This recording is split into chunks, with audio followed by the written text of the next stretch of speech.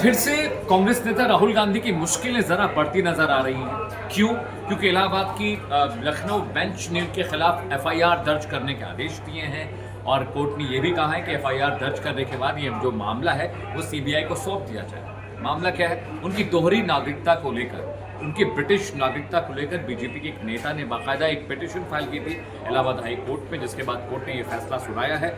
मुश्किल इस बात की भी है कि इससे पहले भी राहुल गांधी के खिलाफ बहुत सारे मुकदमे लंबित हैं जो चल रहे हैं, और मुश्किल इस बात की भी है कि राहुल गांधी के खिलाफ एक तो कोई मुकदमा दक्षिण भारत में चल रहा है, तो कोई प्रयागराज में चल रहा है, तो कोई रायबरेली में चल रहा है, तो कोई वाराणसी में चल रहा है, एक मुकदमा कोलकाता में चल रहा है। दिल्ली हाईकोर्ट में वैसे भी उनके खिलाफ कई सारी पिटीशन फाइल हुई थी, कुछ नल वॉइड हुई है, कुछ पर अभी भी बहस चल रही है। लेकिन देखिए, बड़ा मसला ये भी है कि उनके खिलाफ जिन धाराओं में केस दर्ज किया गया है उन धाराओं में अमूमन जमानत जल्दी नहीं मिलती है।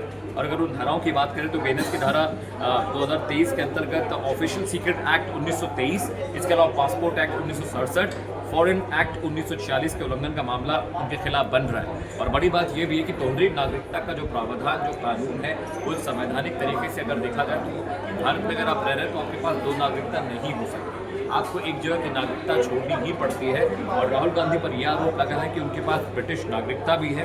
और एफआईआर दर्ज करने के बाद कोर्ट ने कहा कि ये जो मामला है वो सीबीआई इस मामले की पूरी जांच करे। अब मामला इसलिए भी बहुत बड़ा है क्योंकि बीजेपी नेता ने उनके खिलाफ ये मामला दर्ज कराया था जब वो रायबरेली से सांसद बने, तब का ये मामला है। और मुश्किल इस बात की भी है कि राहुल गांधी पर हमेशा ये आरोप लगते रहे हैं कि उनके पास ब्रिटिश पासपोर्ट भी है।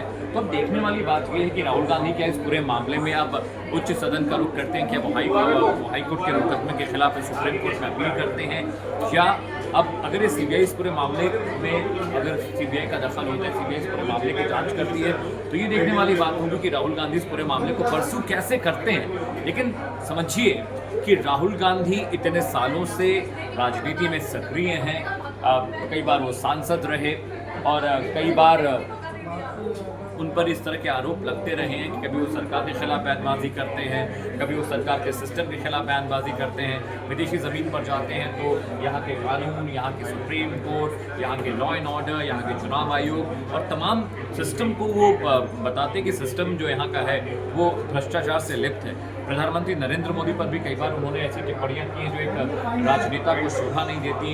इंडियन आर्मी को लेकर, लेह लद्दाख के मसले को लेकर भी उन्होंने कई बार ऐसे, चाइना को लेकर कई बार ऐसी उन्होंने टिप्पणियां की जिसको लेकर सुप्रीम कोर्ट ने उनको सख्त डांट भी लगाई और कहा कि एक नेता को, पब्लिक डोमेन में रहने वाले नेता को इस तरह की बातचीत नहीं करनी चाहिए। लेकिन राहुल गांधी के लिए एक तरह से देखा जाए तो ये जो आदेश आया है इलाहाबाद हाई कोर्ट का, लखनऊ बेंच ने जो बात कही है, थोड़ा मुश्किल उनकी बढ़ा सकता है क्योंकि दोहरी नागरिकता का मामला भी है। बेनत से सख्त धाराओं में उनके खिलाफ मुकदमा भी दर्ज किया गया है। अभी देखना होगा कि राहुल गांधी इसके खिलाफ सुप्रीम कोर्ट का रुख करते हैं या ये मामला किस तरह से आगे बढ़ता है।